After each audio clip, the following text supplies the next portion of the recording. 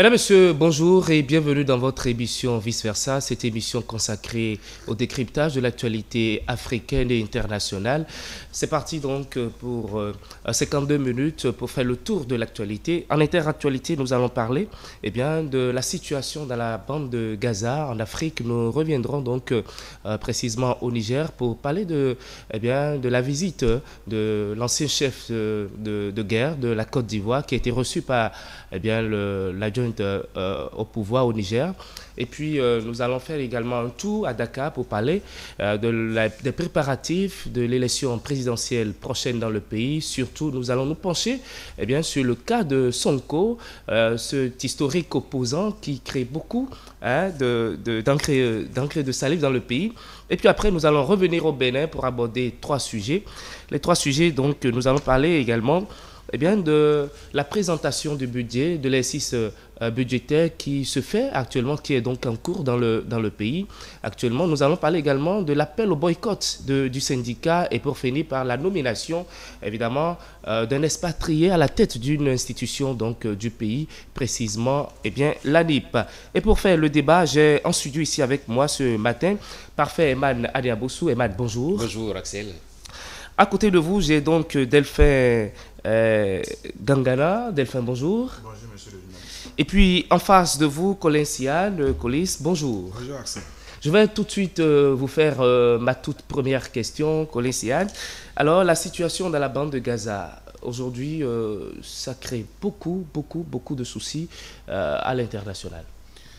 Est-ce que ça crée vraiment des soucis à l'international? C'est une question. Je dis plutôt que ça fait observer une très grande curiosité autour de ce qu'on a tendance à appeler aujourd'hui la communauté internationale. On est en train de vivre une ère de communauté internationale à géométrie variable. Il y a une communauté internationale qui sait se comporter quand la Russie agresse l'Ukraine. Et il y a une communauté internationale qui sait jouer à la sagesse quand, on va dire, Israël se met en représailles contre la Palestine. On a beau dire Israël, Hamas, c'est bien la Palestine ici qui est agressée dans la bande de Gaza. Et il y a donc cette attitude ambivalente de la communauté internationale qui interroge sur le massacre, sur ce que l'ONU appelle le carnage dans la bande de Gaza. Je reprends bien les mots, c'est l'ONU qui dit le carnage dans la bande de Gaza. C'est Au fort. moment où on fait on est quand même à plus de 12 000 personnes qui ont perdu la vie. Un peu comme si on parlait de 12 000 saucissons. Quand je le dis, c'est au regard de l'attitude, la réaction de cette communauté internationale qu'on a vu vent debout, comme un seul homme, se lever et lancer une batterie, une pluie de sanctions contre la Russie. Aujourd'hui, la même communauté internationale observe Israël avec un sentiment qu'on a du mal à interpréter. Et il y a donc, on va oser le dire sans prendre parti, ce deux poids deux mesures qui fait penser, qui fait se rappeler, hélas, que les nations n'ont pas d'amis, que les rapports de force entre les nations, que la vie entre les nations est exclusivement régie par les rapports de force. Et qu'une fois que vous êtes fort, votre force, votre désir devient loi et s'impose à tout le monde. C'est le sentiment qu'on a quand on voit des crimes de guerre qui se perpètrent, qui sont perpétués aujourd'hui, quand on voit ou quand on ne voit pas la CPI qui est parfois si prompte à se lever quand il y a un petit Oui, ça c'est encore un autre volet. Nous allons revenir là-dessus tout à l'heure. Alors, Delphin, 12 000 morts aujourd'hui. Ça fait comment? Vous savez, le monde n'écrit pas les intérêts. Et quand les gens ont leur intérêt quelque part, vous allez voir qu'ils vont fermer les yeux sur tout ce qui se passe. Parce que moi, je me rappelle, il y a un moment où il y a un journaliste saoudien qui a été tué, je crois, en Turquie ou quelque part, où Trump disait nous n'allons pas prendre position à cause de ça, mais bon, on va voir, on n'est pas d'accord. Donc, du coup, quand ils ont des intérêts quelque part, on laisse tout se passer. Parce que, regardez, il a dit, l'Ukraine, imaginez le nombre d'aides ou la quantité d'aides que les États-Unis ont fourni seulement à l'Ukraine, histoire de lutter contre la Russie. La guerre russo. Oui. Mais depuis combien de fois les États-Unis ont déjà fait quelque chose en direction de la Palestine? Au contraire, vous allez voir, parce que les Américains sont beaucoup plus avec les Israéliens. Donc du coup, ouais, tuez qui vous voulez, comme vous voulez, nous allons faire semblant de dénoncer. Mais moi, je dis l'affaire de bande de Gaza, ça existait même avant ma naissance. Parce que moi, je ne sais pas quand j'entendais l'affaire de bande de Gaza il y a tellement trop longtemps. Mais pourquoi cette querelle n'a jamais été totalement réglée? Parce que si c'est une bande, je connais pas la superficie, mais je dis, si on veut régler, on peut dire, ok, c'est Palestine et Israël. On dégage tous les Palestiniens ou quoi qui sont au niveau de la bande. Donc désormais, l'ONU installera désormais son siège où sa base là. Chaque pays aura sa représentation, c'est-à-dire son ambassade pour l'Israël ou pour la Palestine au niveau de la bande. Donc du coup, cette bande n'appartiendra ni aux Palestiniens ni aux Israéliens. Donc du coup, cette bande deviendra un peu comme Donc du coup, ça n'appartient plus à personne, ça appartient à tout le monde. Donc ça veut dire que si quelqu'un devrait intervenir là, ça c'est le monde entier. Le Bénin aura, l'Afrique aura, c'est-à-dire tous les pays du monde. Ça va être partagé, quoi. Partagé. Donc, du coup, ça nous appartient à nous tous pour régler le problème. Mais pourquoi on n'a jamais pensé à une solution, histoire de faire taire et puis chaque fois on dit bande de Gaza, une bande qui crée si tant d'ennuis, mais on n'a jamais solutionné. Donc, du coup, les intérêts quittent le monde, c'est que le monde sera toujours quitté par les intérêts. Eman Parfait Adiaboussou, vous brûlez d'envie d'intervenir dans le sujet parce que là, vous étiez en train de créer beaucoup. Sérieusement, parce que allez-y. Oui, Colissa a parlé de la communauté internationale. Cette communauté internationale qui n'a Dieu que quand son intérêt est en jeu. Ensemble de pays qui ont une certaine influence dans la politique internationale du monde et tout. Je pense que cette communauté internationale aujourd'hui mérite bien à la fin. J'espère qu'on pourra leur flanquer des cartons et tout. Mais c'est de dire que suivant que les intérêts arrangent, suivant que la guerre arrange telle ou telle partie, on prend certaines positions. Aujourd'hui, vous avez constaté avec moi-même que par rapport au cessez-le-feu, les positions sont divergentes. Par rapport à cette histoire de cessez-le-feu, la France dit autre chose, l'Allemagne dit autre chose, les États-Unis, on n'en parle même pas. Parce que justement, et c'est ce que mes collègues ne l'ont pas dit, la guerre, conflit israélo-palestinien, la bande de Gaza, il faut le dire correctement, c'est les Juifs qui sont derrière ça. Et donc, aujourd'hui, on se pose la question de savoir, tant que les intérêts des Juifs sont en jeu, est-ce qu'on peut aller contre eux? Non, je ne pense pas. Et c'est ça d'ailleurs qui fait que, vous avez vu avec moi, les images l'ont dit à foison, l'hôpital Al-Shifa qui a été pris pour cible parce qu'on dit que oui, on aurait des indices de la présence du Hamas dans cet hôpital. Après, on monte des sacs avec quelques munitions et on dit que c'est des prises de guerre. Je ne sais pas si exactement, aujourd'hui, on peut arriver à nous dire exactement pourquoi est-ce que cette bande de Gaza-là est pilonnée chaque jour. Et ça crée beaucoup de dégâts. On n'en parle pas, on se tait et on regarde faire. Vraiment, je pense qu'il y a lieu de repenser un peu la politique internationale en matière de gestion stratégique. Alors, Colin, si on parle d'intérêt, on parle de conflit, ça sous-entend quoi tout ça? Quand on parle d'intérêt, Eman essaie de noter là que l'on a l'un des plus puissants lobbies au monde aujourd'hui qui est en action. Ce lobby, il a nommé, je ne vais pas citer. Et donc, il y a les intérêts du plus fort qui sont aujourd'hui en jeu.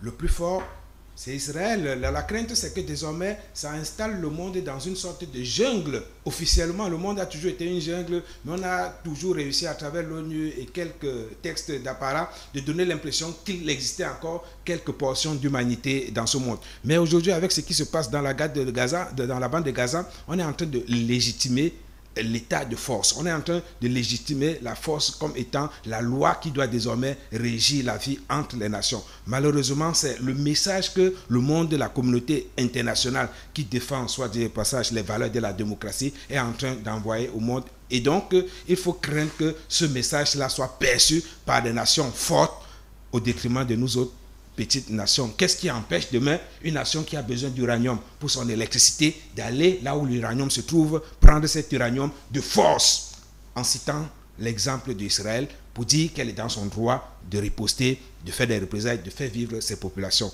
Qu'est-ce qui empêche demain les plus forts de faire leur loi? Qu'est-ce qui empêche que la colonisation que tout le monde est en train d'observer sans rien dire aujourd'hui dans la bande de Gaza redevienne la loi universelle et que les anciennes colonies redeviennent sous le joug des anciens colonisateurs?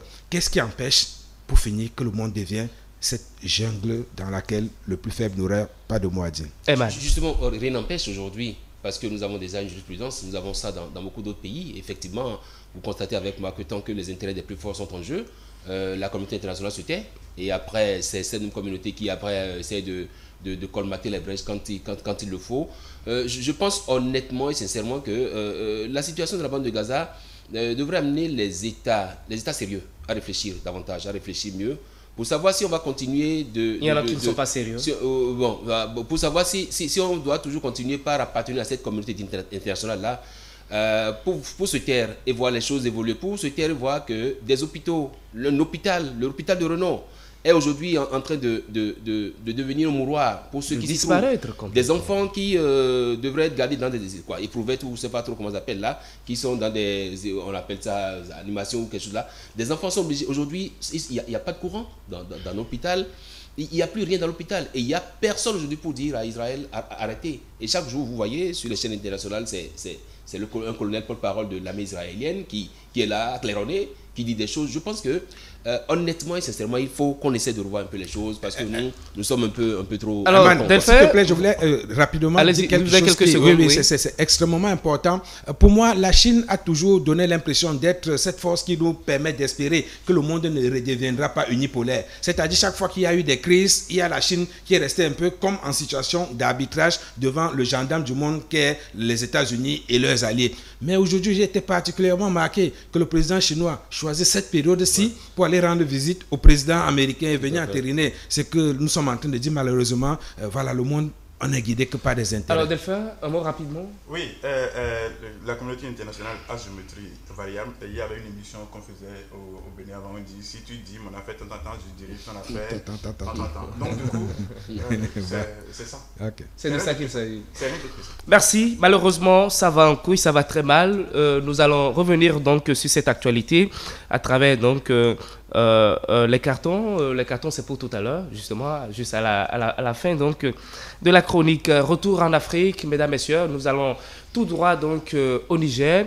Nous allons parler donc de cette audience je veux nommer donc l'ancien chef de la junte, l'ancien chef de guerre de la Côte d'Ivoire, autant pour moi, qui a été reçu donc par la junte au Niger, une visite de courtoisie, ou ça sous-entend quoi, Delphin? Ça sous-entend beaucoup de choses parce qu'il a dit, lui-même il a dit, il retourne sur sa terre mère, et que sa terre mère qu'il a choisie, c'est revenu en Afrique, mais rester au Niger où actuellement les autorités actuelles ne s'entendent pas avec les autorités de son pays. Et ce qui m'a choqué un tout petit peu est que il y avait un sommet en Arabie Saoudite. Oui. On avait vu le premier ministre nigérien oui. Discuter avec le président ivoirien. On l'a vu échanger avec le président nigérien. Mm-hmm. Mais je crois que c'est 2 jours après, et on entend que Guillaume Soro descend au Niger. Je dis, bon, les politiciens ont leur emploi dans leur calendrier que nous irons, ils savent faire leur jeu. Est-ce que c'est vraiment l'histoire je sais pas, est-ce que c'est vraiment qu'il y a mésentente ou c'est une autre façon de contourner les choses ou c'est toujours pour mettre la pression sur l'autre pour dire, bon, ok, je suis proche parce que, n'oubliez pas, comme vous le dites, général, en tout cas, Guillaume Soro, on sait qui il est. On sait ce qu'il a été pour l'arrivée de celui qui est là. Donc du coup, est-ce que c'est une façon de mettre la pression sur l'autre pour dire, oui, il y a un danger qui peut venir ici, ça devrait venir, je suis déjà très proche de toi, est-ce que c'est ça? Ou c'est de dire, non, viens pour faire comme si nous sommes toujours en distinction. Et puis, donc du coup, c'est un peu difficile, c'est les temps qui vont venir qui vont nous permettre de voir clair dans le jeu. Donc moi je me dis, les politiciens, ils ont beaucoup de tout dans le sac. Alors, Eman, est-ce que le pouvoir d'Ado doit commencer par craindre beaucoup de choses aujourd'hui? Le pouvoir d'Ado craindre des choses, je pense que oui. Je pense que oui, c'est vrai que je ne serai pas péremptoire, mais je dis oui. Quand on a vu un peu la situation, Guillaume Soro qui, avant même d'aller au Niger, il a fait savoir sur un compte, à partir de ses comptes Facebook ou je sais pas, comptes réseaux sociaux. Instagram. Et donc il dit qu'il a le mal du pays, qu'il veut retourner sur sa terre natale. Alors qu'il a été condamné, n'oublions pas, à la prison à perpétuité. De sorte qu'aujourd'hui, il se retrouve un peu comme un prisonnier ambulant. Alors, il se trouve là actuellement au Niger. Vous parliez d'audience. Moi, je ne pense pas qu'il s'agisse d'une audience, il s'agirait plutôt d'un asile qu'on lui a accordé. Apparemment, Guillaume Soro doit être déjà au Niger. Qui dit Niger dit à quelque part de la Côte d'Ivoire.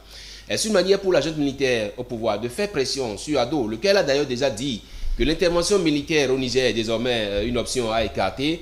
Est-ce que c'est voyant ce danger à venir qui s'est dit attention, il vaut mieux aller à l'apaisement avec la junte militaire au pouvoir et donc ne pas faire en sorte qu'il y ait des tiraillements entre nous? Et voilà que Guillaume Soro qui est là. Stratégie, politique, négociation, je pense que tout se passe dans ce cas-là. Déjà que Delphin l'a noté d'ailleurs, le Premier ministre nigérien, il est très actif, il essaie de multiplier les actions, puisque lui, il n'étant pas militaire, il essaie de gérer un peu la situation. Pour ma part, Ouattara a certaines choses à craindre. Est-ce qu'il va craindre le pire? Est-ce qu'il va craindre le meilleur? Est-ce que ce sera une manière pour Guillaume de négocier une certaine amnistie? Je ne sais pas trop. Dans ces conditions, est-ce qu'on peut craindre le meilleur? Non, ce que j'ai vu de Guillaume Soro, c'est un homme amoindri, c'est un homme malade, c'est un homme diminué, c'est un homme atteint. C'est même un homme, je l'aime bien. J'aurais pu dire, c'est quelqu'un qui, voilà, il est très, très affecté. Et ce qu'on ne dit pas toujours, c'est que lui-même n'ose pas dire, c'est qu'il a été Premier ministre dans son pays.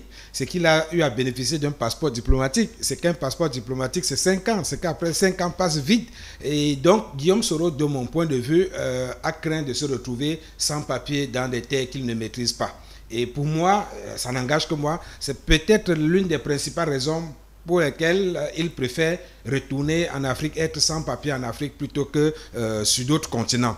Ce n'est pas bien pour lui. Il ne représente plus, de mon point de vue, une réelle menace pour la Côte d'Ivoire parce qu'il est totalement diminué. Mais de deux, le fait qu'il soit actuellement au Niger implique, selon moi encore, que la guerre sans crépitement d'armes est encore en cours entre le Niger et la Côte d'Ivoire.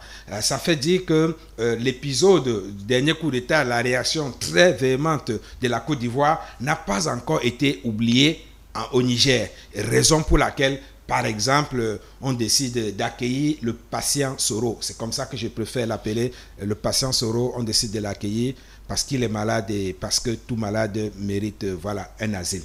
Alors, oui, allez-y. Oui, le patient Soro, oui, parce qu'effectivement, quand on voit ses traits, on sent qu'il est vraiment diminué. Il est sans doute malade, il doit être souffrant.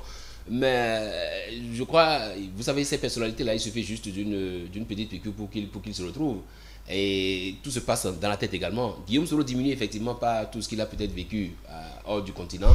Mais une fois qu'il est revenu en Afrique et qu'il se retrouve dans cette chaleur tropicale et tout, il peut reprendre du poids de la bête. Et donc, oui, pour quelqu'un qui a mené des situations, quelqu'un qui a mené des mouvements, ancien chef de guerre, ancien président du Parlement, ancien ci, ancien ça, et qui a d'ailleurs contribué à l'avènement de Ouattara au pouvoir.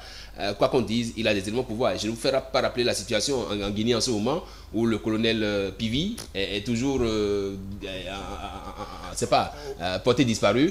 Ça veut dire quoi? Ça veut dire que quelqu'un qui a contribué à ce niveau-là, à l'animation de la vie dans son pays, il a forcément des armes. Quand il dit armes, ce n'est pas armes pour tuer, des éléments qu'il peut toujours brandir à tout moment. Petite nuance. Quand on parle de Guillaume Soro, chef de guerre, il faut un peu nuancer. Guillaume Soro, le mot n'est pas péjoratif, c'est un bel opportuniste avec son ami Blé Goudé. Ce sont surtout, s'il fallait parler de formation, ce sont des leaders estudiantins.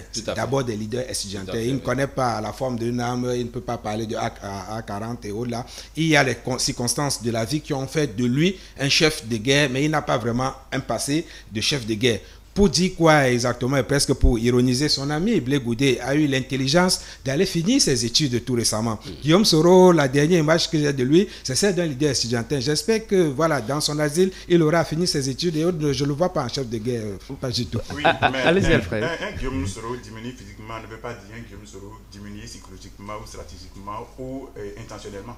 Parce que quel que soit son état actuel, c'est sûr qu'il a son mot à dire et qu'il a sa force. Et puis, il a son entourage. Il y a des gens avec qui il travaille. Et on peut même se baser sur Guillaume Soro pour faire beaucoup de choses. C'est vrai que, comme il a dit, il n'est pas un militaire, il n'est pas un policier. Mais quand on l'appelle général de guerre, c'est qu'il connaît quelque chose. C'est parce qu'il a fait quelque chose. Et c'est parce qu'il a des gens avec lui. Et n'oubliez pas que s'il a été Premier ministre, il a été président de l'Assemblée nationale. Il a fait des gens. Et il y a des gens, il y a des gens qui sont encore opposés chez lui. Dans le système, tout à fait. Dans le système et qui lui sont toujours fidèles. Toujours fidèles. Donc, et qui peuvent agir à tout moment. Il n'y a rien à faire.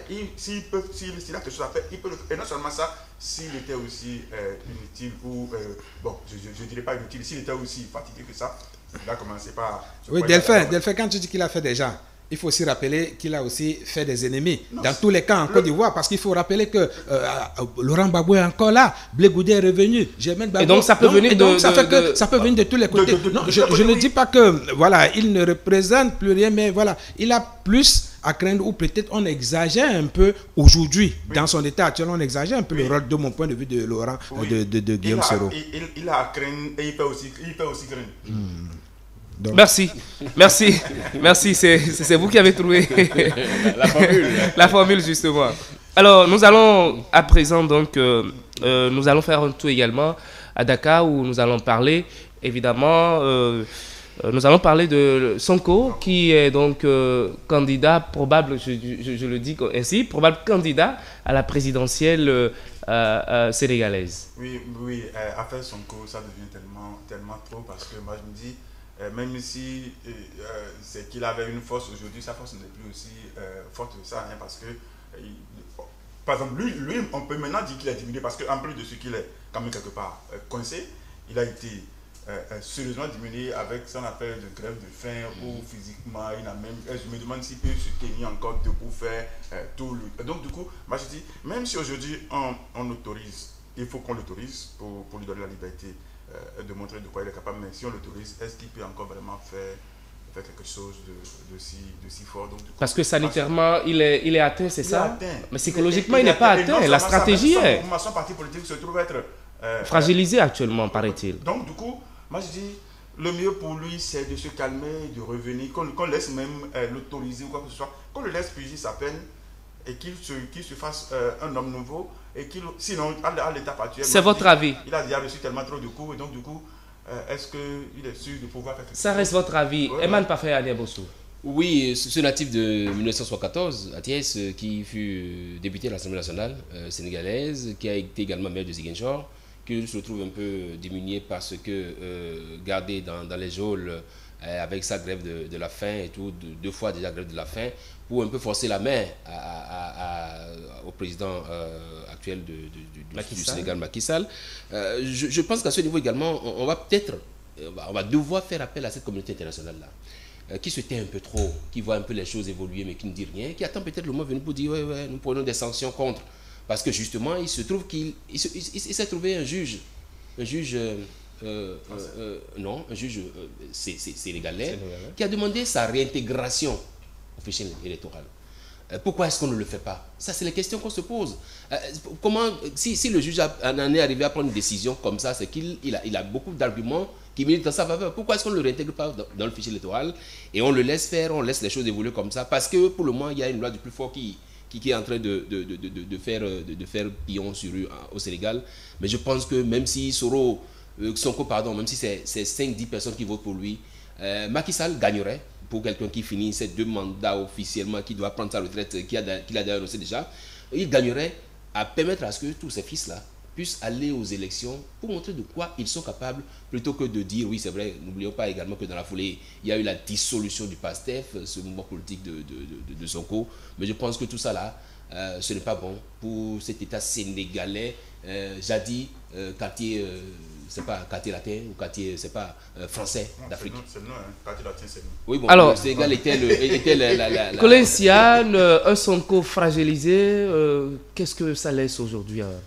Oui, il faut voir dans la situation de Sonko un phénomène qui dépasse la personne de Sonko. Selon moi, Sonko est le symbole d'une lutte contre ce que j'appelle les coups d'État institutionnels ou les coups d'État constitutionnels.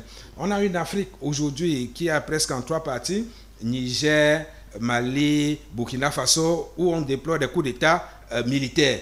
On a une autre Afrique, on va dire démocratique, et on a une 3e Afrique que symbolise Sonko, l'Afrique qui refuse les coups d'État sur la Constitution. Et donc, laisser Sonko persévérer, laisser Sonko donner le sentiment qu'il a gagné, c'est laisser d'autres Sonko naître. Donc, il y a comme au sein de ces pays où on a des vieux grabataires qui ne veulent pas laisser le pouvoir, ils suivent très particulièrement la situation au Sénégal en espérant que Sonko ne va pas susciter d'autres Sonko dans des pays où on a tendance à vouloir tripatouiller chaque fois la Constitution pour se maintenir au pouvoir. Parce que, qu'est-ce qui se passe actuellement? Il y a que Sonko a réussi un combat, celui d'empêcher Macky Sall de se présenter encore en tripatouillant, en torturant, en violant violemment la Constitution du Sénégal. Donc il y a ce succès-là qu'il ne faut pas célébrer. Et il y a donc que Sonko doit payer pour ce qu'il a fait pour qu'il n'y ait pas d'autres Sonko. Moi, c'est la lecture que je voudrais faire actuellement de la situation. Alors, Eman, parce qu'il a travaillé, il a habilité,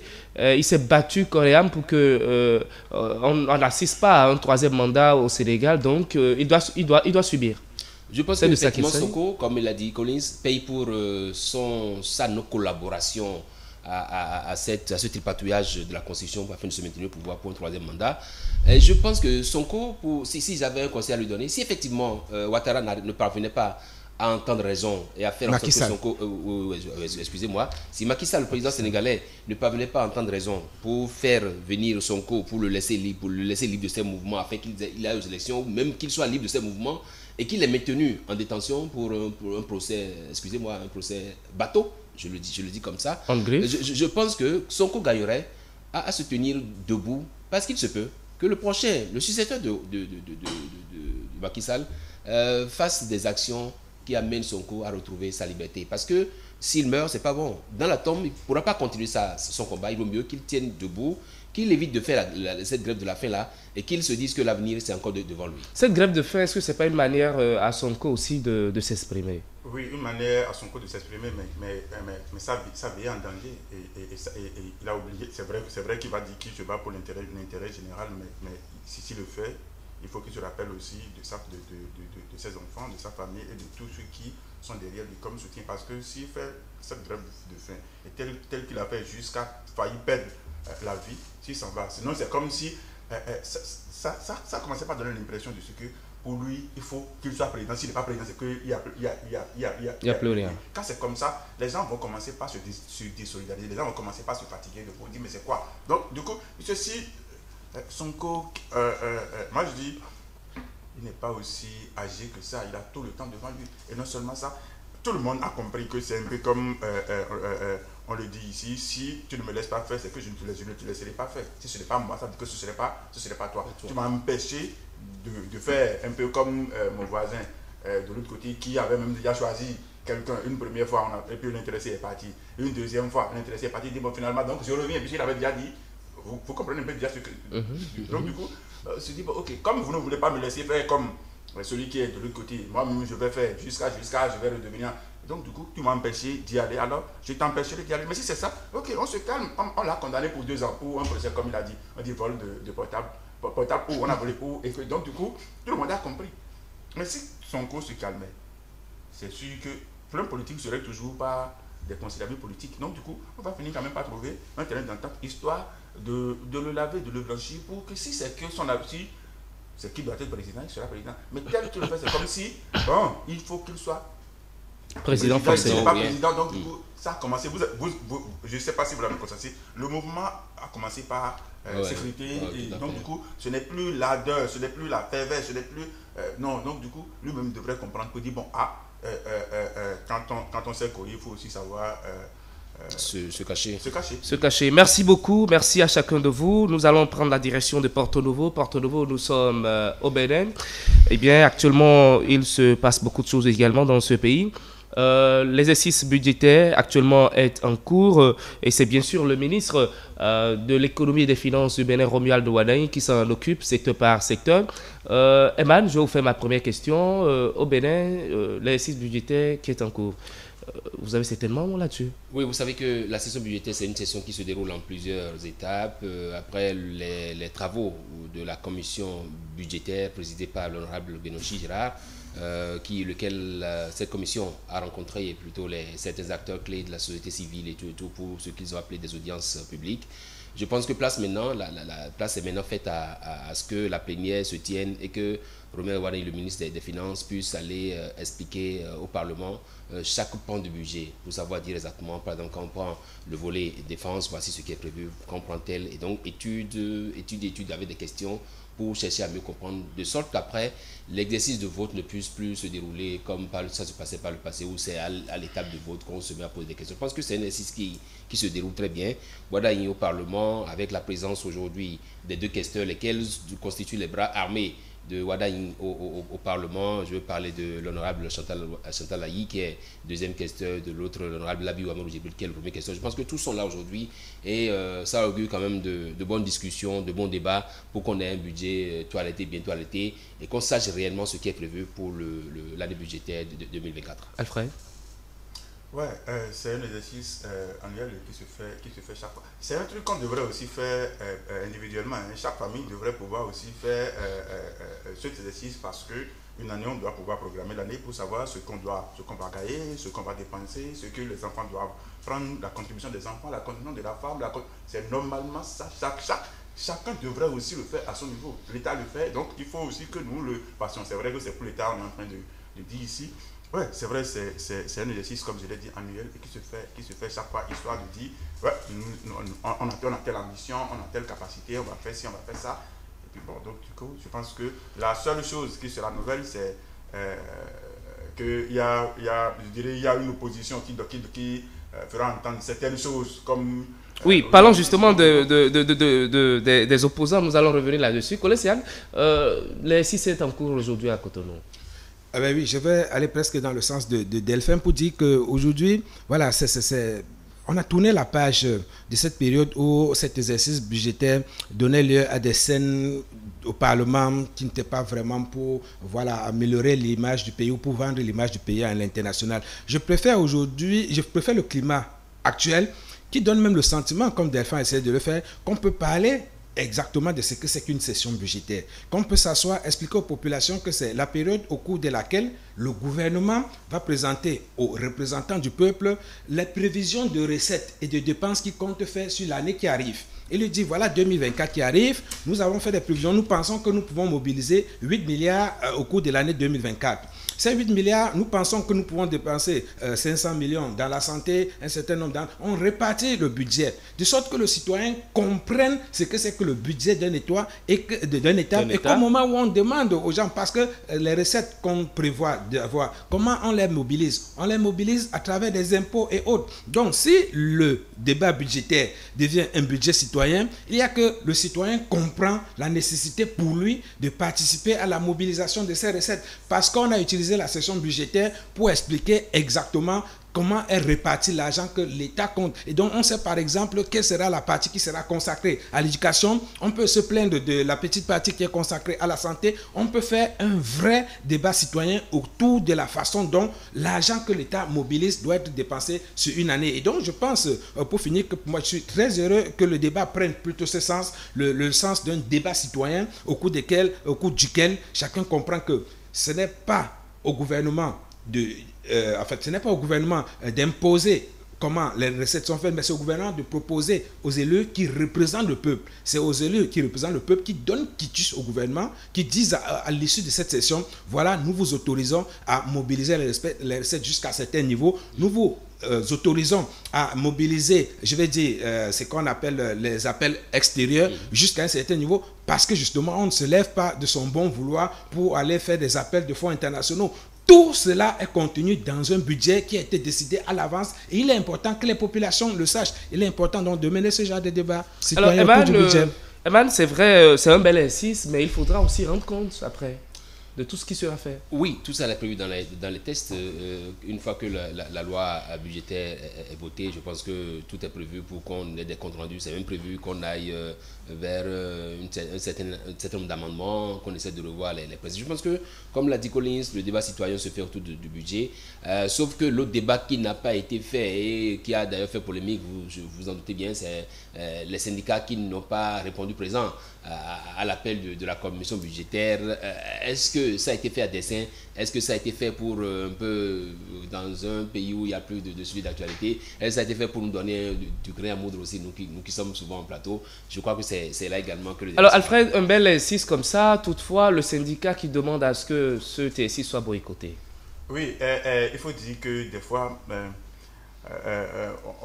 il faut se juger un tout petit peu. En fond, on dit, non, on ne met pas le café.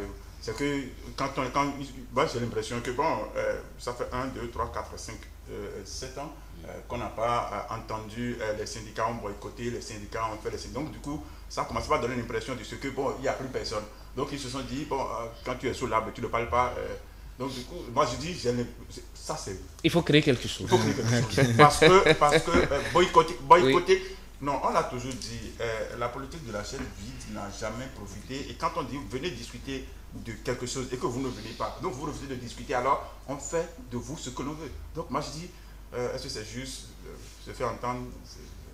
Oui, Colès, allez-y. Oui, justement, je voulais participer à ce débat en restant sous l'angle citoyen pour dire que cette session permet justement de présenter les dépenses que l'État compte faire pour le compte, par exemple, de ce qu'on va appeler des APE.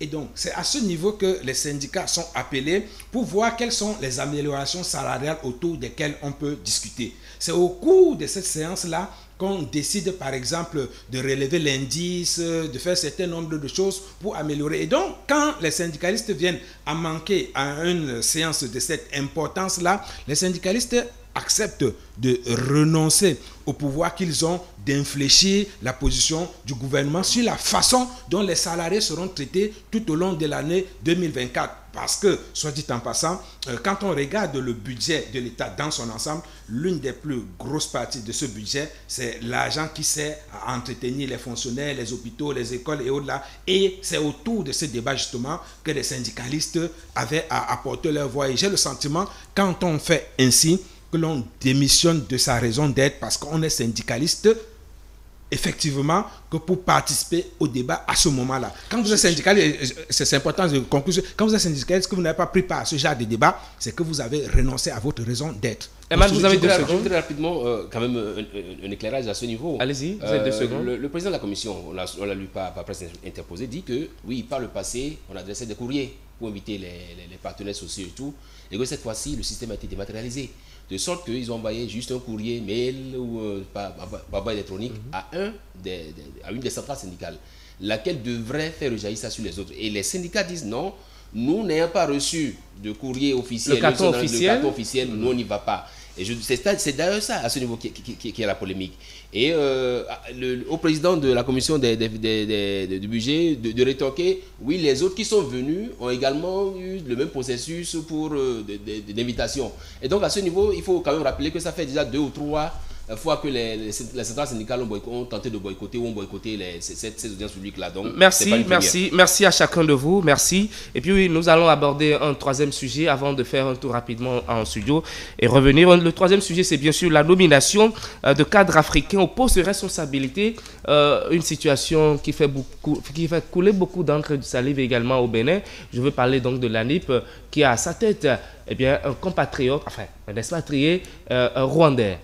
Oui, vous l'avez dit, un compatriote. Un compatriote, si vous voulez. Un compatriote, si vous voulez. Nous sommes tous des Africains, donc il est un compatriote. Effectivement. Et du moment où je suis capable de prendre, et comme moi je l'ai toujours dit, je suis capable de prendre une femme camerounaise sous mon toit. Alors quand je prends une femme, c'est que je lui confie ma vie et la mort, parce que c'est elle qui me prépare à manger. Vous avez 1 minute. Allez-y très rapidement. Non, j'irai très vite. Non, du coup, si j'ai la capacité de prendre une femme étrangère sous mon toit, ça veut dire à qui je confie ma vie.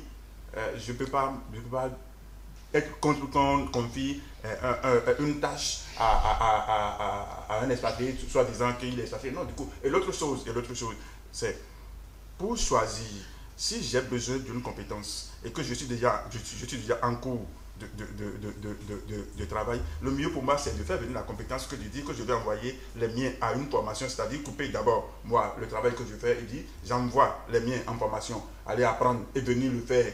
Le mieux est d'amener celui qui sait le faire pour pour faire bénéficier. C'est votre caricature donc de la situation. Eman, vous avez une minute. Pour moi, le sujet. cette polémique n'a pas sa raison d'être. Hein. C'est juste un Rwandais qui est à la tête de la NIP.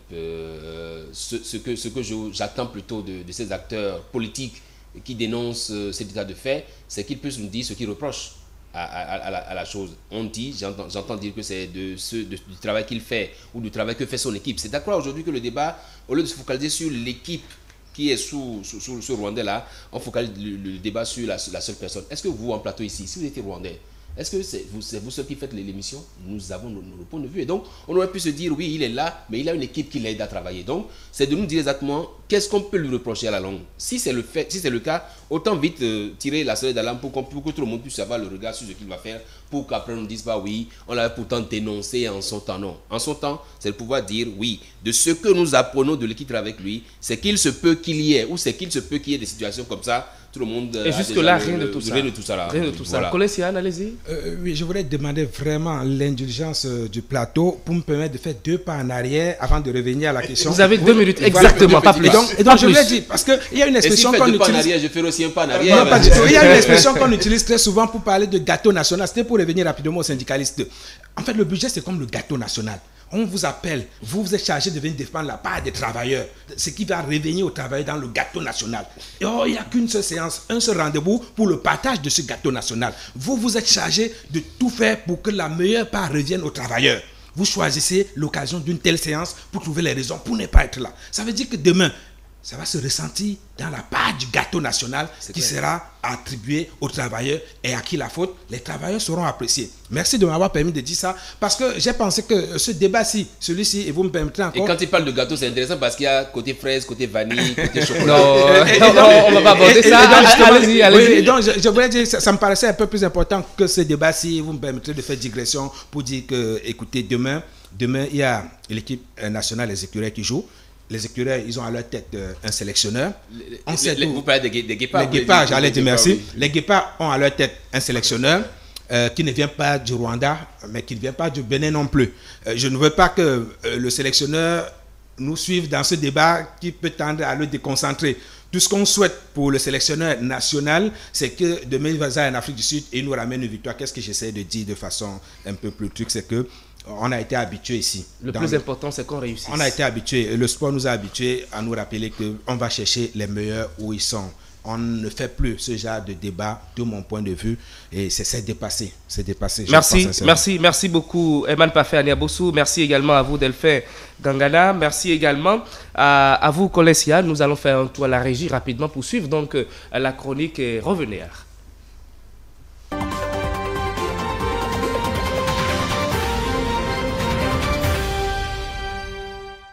Bonjour mesdames, messieurs, bonjour. Mes chers enfants, je vous salue. Mes chères mamans, mes chères sœurs, si j'ai décidé de prendre la parole aujourd'hui, en ce jour, c'est pour vous dire que je vous aime, que je vous adore, que vous m'avez tellement manqué. Croyez-moi, depuis le 6 avril 2016, vous m'avez tellement manqué, c'est la vérité. Un homme de parole qui n'a qu'une seule parole, je vous le répète, mes chères filles, mes chères mamans, je vous aime, ne l'oubliez jamais.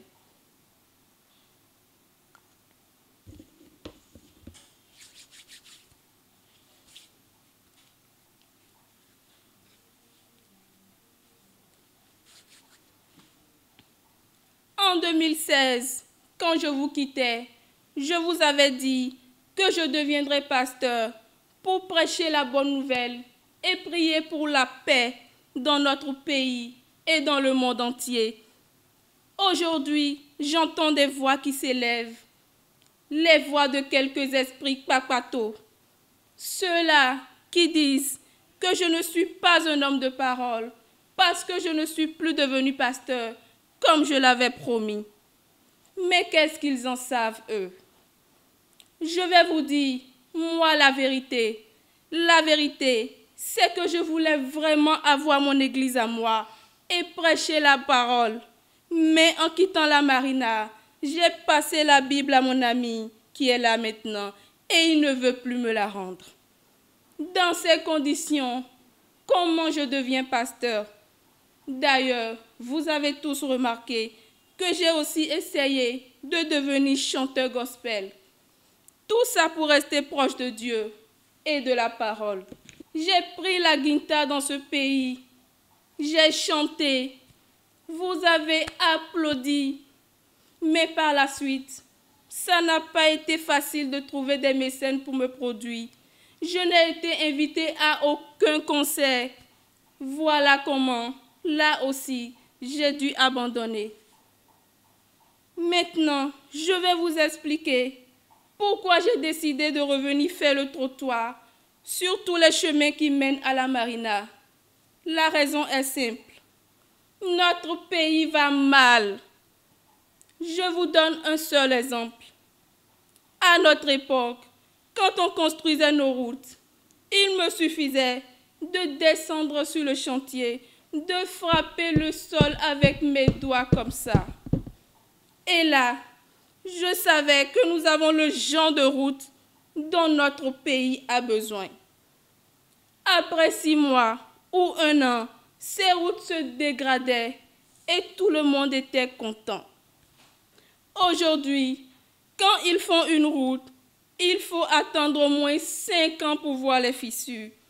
Dans ces conditions, que vont devenir tous ces jeunes ouvriers qui revenaient sur les chantiers après chaque 6 mois pour faire les réparations et gagner ainsi leur vie? Cette façon de faire les routes qui ne se détruisent pas, ça détruit les emplois. Ce n'est pas bien. Et ils appellent ça asphaltage. Asphaltage, Jean. Tout ça, c'est à refaire. D'ailleurs, trop de choses sont à refaire dans ce pays. Mais on ne va pas tout dire tout de suite. Ce matin, le plus important pour moi, c'était de prendre la parole pour vous dire, mes chères mamans, mes chères filles, que je vous aime toujours, que je vous adore toujours, que vous m'avez tellement manqué et que je suis maintenant de retour pour toujours. C'était moi, votre chouchou, qui vous aime, qui vous adore. Retour en plateau, mesdames, messieurs. Non, Emma, ne faites pas ça. Vous avez 1 minute au plus pour vous prononcer sur la chronique. Je voyais Alfred qui souriait. Ah, pardon, Delphin, autant pour moi, qui souriait. Alors, allez-y, Delphin. Collègues, j'ose même pas vous donner la parole d'abord parce que. Alors, Eman, en attendant Delphin, Eman, allez-y. Vous êtes aussi bien contaminé. Alors, allez-y, Eman, allez-y.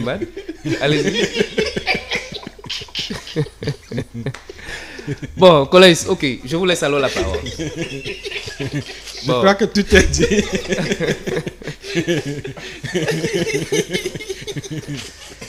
Bon, je retourne alors vers Delphin. On va égrener juste 1 minute. Juste 1 minute. Alors, on revient sur le plateau. Allons-y.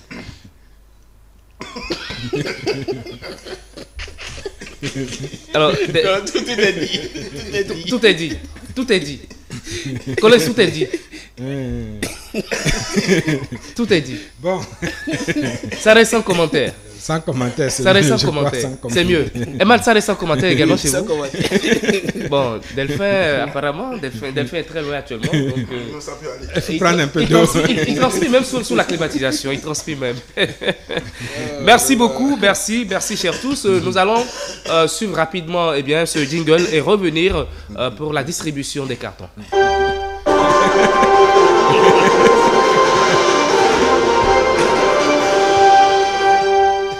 Merci à chacun, merci à tous. Nous sommes là, nous sommes de retour sur ce plateau. Eman, c'est la phase de la distribution des cartons. Je vais commencer par vous. Oui, nous allons commencer par le carton rouge qui est avec vous là.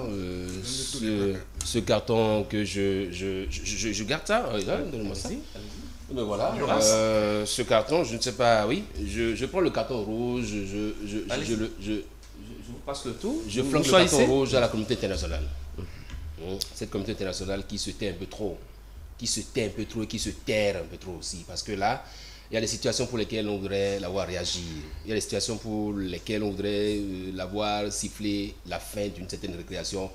Mais il semble que tant que les intérêts sont là, tant qu'on peut arriver à vendre des armes, tant qu'on peut arriver à passer sous secret défense certaines dépenses, on peut évoluer. Je pense qu'il vaut mieux arrêter pendant qu'il est encore temps. Donc cette communauté, le carton rouge pour la communauté internationale afin qu'elle sache exactement que le peuple, certains peuples la regardent et qu'en son temps, on saura où il faut taper dur. Le carton jaune. Oui. Je donne ce carton jaune un peu à Guillaume Soro. Je donne le carton jaune à Guillaume Soro qui n'a pas su en son temps agir. Parce que pour quelqu'un qui a vu Guillaume Soro, il y a un temps, jeune, virevoltant, jeune, physiquement fort, jeune, plein d'avenir, l'état dans lequel je l'ai vu, ça ne m'a pas plu. Je pense qu'il était encore mieux pour lui de vite rafistoler les choses pour que ça n'aille pas à ce niveau. Pour que, comme Colis l'a rappelé, c'est vrai que c'est un pan de la question qui n'a pas pu sortir. Son passeport diplomatique étant à terme, ou alors il valait mieux pour lui venir en Afrique où il peut circuler sans papier. Je pense que pour des personnalités comme ça, on veut les voir jeunes, prendre de la hauteur, évoluer et montrer à nous autres. Vous avez encore quelques secondes. Oui, qu'on peut toujours faire bien. Le carton blanc. Oui. Le carton blanc, je vais le décerner au gouvernement de mon pays, le Bénin, qui a su expliquer avec certains mots pourquoi il fallait un spécialiste à la tête de la NIP, parce qu'on en avait encore besoin. Et pour moi, qui travaille à ce que cette Afrique soit une Afrique unie, qui travaille à ce que l'expertise soit appelée là où cela, vous n'étiez pas ici, on vous a dit, venez, on va faire telle chose. Vous voyez, ça dit que tant que l'expertise est quelque part, il faut aller la chercher. Maintenant, mettre autour de cet expert-là l'équipe qu'il faut, afin qu'il puisse transmettre le savoir. Alors, alors, juste après vous, Delphin, Dangala, voilà, vous avez les cartons avec vous. Relativement sur les sujets qu'on a débattus ou sur les sujets qu'on a débattus. Uniquement sur les sujets qu'on a. Non, juste les sujets. Même d'autres sujets. Les sujets débattus. Oui. D'accord. Bon, si c'est sur les sujets débattus, comme émane carton rouge à la communauté internationale, parce que trop c'est trop. Donc du coup, carton rouge pour la communauté internationale. Carton jaune pour les syndicalistes, parce que si on vous appelle à un truc, il faut pouvoir le faire, ou si vous n'êtes pas d'accord, il faut pouvoir dire pourquoi vous n'êtes pas d'accord. Carton blanc pour l'Assemblée nationale qui a décidé, on a dit seulement les sujets qui sont débattus. Non, allez-y, la constitution de l'Assemblée nationale a décidé au moins mettre dans la liste des choses à débattre. La loi sur l'amnistie. D'accord. Merci beaucoup. Et puis, Collins... très rapidement, je vais donner le carton rouge à ce que j'appelle, à ce qui était connu comme les gendarmes du monde, qui ont décidé de ne pas jouer aux gendarmes du monde dans la bande de Gaza, et c'est triste pour notre humanité. Donc, carton rouge aux gendarmes du monde que je ne vais pas nommer. Carton jaune aux syndicalistes, parce que pour moi la raison d'être du syndicat des travailleurs, c'est de défendre les travailleurs, et la session budgétaire c'est une seule fois là. On ne peut pas se permettre, quelle que soit la raison, quelle que soit la pertinence de la raison, de manquer à un rendez-vous comme celui pour discuter du budget, au cours duquel on améliore les conditions de vie des travailleurs. Donc petit avertissement à leur endroit. Et mon carton blanc, je vais le donner à un homme, je ne vais pas le nommer, mais vous saurez de qui il s'agit. Son retour au devant de l'actualité va nous faire beaucoup de plaisir, ça va nous arracher beaucoup de fou rire. C'est quelqu'un qui est revenu au devant de la scène, et c'est quelqu'un grâce à qui nous autres commentateurs politiques, observateurs politiques auront toujours quelque chose à dire. Et donc j'ai envie de dire comme lui, je vous aime, je vous adore. Vous l'avez raté là-bas, vous le rattrapez ici. Merci beaucoup, merci à chacun et à tous. C'est la fin donc de ce numéro de votre émission. On se retrouve probablement la semaine prochaine, plaise au ciel. Au revoir.